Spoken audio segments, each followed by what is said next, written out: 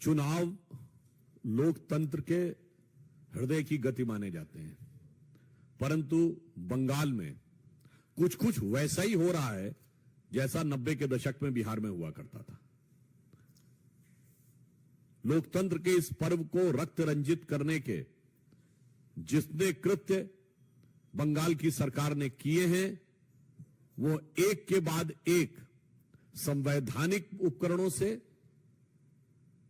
Expose होते जा रहे हैं। यदि तृणमूल की सरकार यह बात कहती है तो यह निर्णय तो न्यायालय ने लिया है। न्यायालय ने बहुत स्पष्ट शब्दों में कहा है कि जब राज्य के चुनाव आयोग ने ही डिमांड की थी फोर्सेस की, तो वो कैसे कह सकते हैं कि फोर्सेस नहीं आने चाहिए, और कौन सा फोर्स आना चाहिए यह चुनाव आयोग का अधिकार नहीं था। चुनाव आयोग यह मांग सकता है कि मुझे सुरक्षा बल चाहिए, कौन से चाहिए, कैसे चाहिए, यह उनका अधिकार नहीं है। यह प्रश्न करने का अर्थ होता है कि उनके मन के अंदर का जो भाव था कि वो दुरुपयोग करना चाहते थे। मुझे लगता है कि चुनाव आयोग इस विषय के ऊपर पूरी नजर रखे हुए है, और चुनाव आयोग ने यदि सतर्कता नहीं रखी होती, न्यायालय ने यदि कड़ाई के साथ निर्देश नहीं दिए होते, तो ये चुनाव बहुत ही विभत्स हो सकते थे।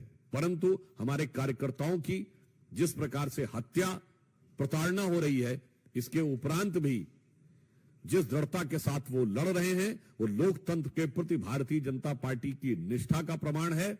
और जो कुछ पश्चिम बंगाल की सरकार कर रही है, वो लोकतंत्र को किस प्रकार से सत्ता का दुरुपयोग ही नहीं, सीधे हिंसा के द्वारा प्रभावित करना। क्योंकि पिछले चुनाव में एक बहुत बड़ा हिस्सा था जिन्होंने वोट, मतलब सिंगल नॉमिनेशन हो गया था, अनअपोज्ड। मगर उससे ज्यादा बड़ी बात यह है कि इसमें किसी को भी न लोकतंत्र की समस्या नजर आ रही है, न लोकतंत्र में हत्या नजर आ रही है। क्योंकि ये सब वो लोग हैं जिनको किसी भी प्रकार के कृत्य में बस भारतीय जनता पार्टी और मोदी जी के विरोध का सुंदर संगीत नजर आता है। चाहे व्यक्ति कार्यकर्ताओं की हत्या हो जाए, चाहे लोकतंत्र रक्त रंजित हो जाए।